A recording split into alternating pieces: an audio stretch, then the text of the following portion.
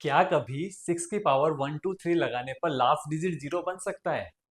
लगता तो बहुत सिंपल है, लेकिन इसके पीछे लॉजिक है। और लॉजिक के साथ साथ बच्चों को कंफ्यूजन ये है कि इस क्वेश्चन को स्टार्टिंग में कैसे लिखना है।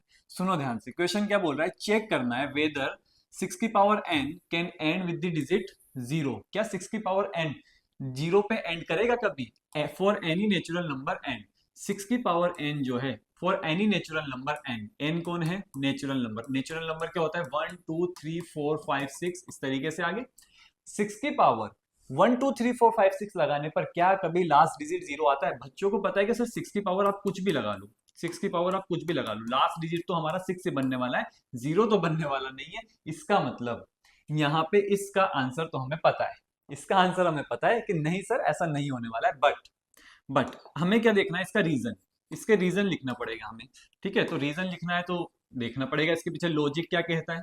लॉजिक क्या कहता है, इधर सुनो ध्यान से।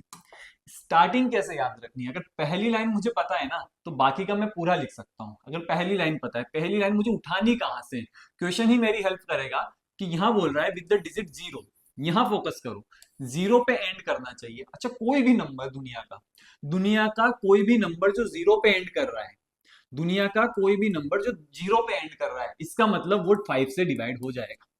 ये मुझे पहले से पता है। दुनिया का कोई भी नंबर है जो 0 पे एंड करता है, जो 0 पे एंड करता है वो 5 से डिवाइड होता है। दुनिया का कोई भी नंबर जो 0 पे एंड करता है वो 5 से डिवाइड होता है। अब ये बोल रहा है कि 6 की पावर n क्या 0 पे एंड करेगा? अच्छा, 6 की पावर n अगर 0 पे एंड करेगा, इसका मतलब वो 5 से डिवाइड होना चाहिए। 6 की पावर n भी अगर 0 पे एंड कर रहा है, क्योंकि 0 पे एंड करने वाला हर नंबर 5 से डिवाइड होता है, तो 6 की पावर n अगर 0 पे एंड करेगा तो वो 5 से डिवाइड होगा। अगर वो 5 से डिवाइड होगा तो इसके प्राइम फैक्टराइजेशन में 5 होना चाहिए। प्राइम फैक्टराइजेशन में क्या होना चाहिए? 5 होना चाहिए। फॉर एग्जांपल 125 है, 125 ले लो, या फिर ऐसे करो 100 लो। 100 है, 100 क्या होता है? 5 से डिवाइड होता है। 100 5 से डिवाइड होता है, क्यों? क्योंकि लास्ट डिजिट 0 भी आ रहा है। और दूसरी बात, इसके प्राइम फैक्टराइजेशन में हमें क्या मिल जाएगा भाई? हमें मिल जाएगा इसके प्राइम फैक्टराइजेशन में, यहां कर दो 2 स्क्वायर, हमें इसके प्राइम फैक्टराइजेशन में 5 मिल जाएगा। सेम उसी तरीके से 6 की पावर n अगर 0 पे एंड करेगा तो वो 5 से डिवाइड होगा।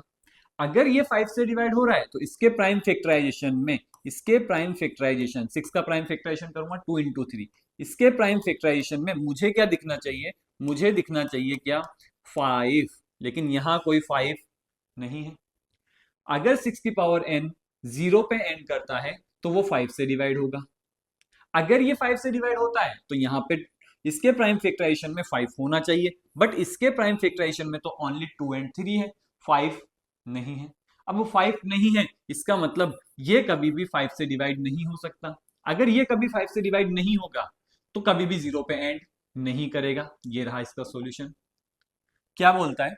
Any number ends with the digit 0 is divisible by 5। कोई भी नंबर है दुनिया का जो 0 पे एंड करता है वो 5 से डिवाइड होता है। मैं ये नहीं बोल रहा हूं कि ओनली 5 से डिवाइड होता है, मैं बोल रहा हूं 5 से डिवाइड होता है। वैसे 2 से भी होता है, लेकिन 2 की हम बात नहीं कर रहे हैं यहाँ पे।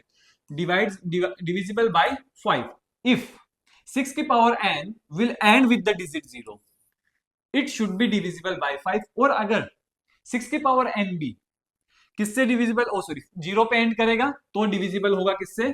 5 से। So the prime factorization of 6 की power n should contain the prime number 5। तो प्राइम फैक्टराइजेशन करेंगे जब आप 6 की पावर n का, तो उसमें एक प्राइम फैक्टर होना चाहिए 5। अब जब मैंने प्राइम फैक्टराइजेशन लिखा इसका 2 × 3, 2 की पावर n, 3 की पावर n, तो यहां 5 नहीं है, तो लिख सकता हूं we can clearly observe that 5 is not present in the prime factors of 6 की पावर n। 5 तो है ही नहीं प्राइम फैक्टर्स में, नहीं है। हैंस 6 की power n can not and with the digit 0। इसका मतलब 6 की पावर n कभी भी 0 पे एंड नहीं करेगा। नेक्स्ट, क्या इस क्वेश्चन का सॉल्यूशन भी आपको इसी तरीके से सीखना है? क्या इसमें भी कंफ्यूजन हो रहा है? Then subscribe.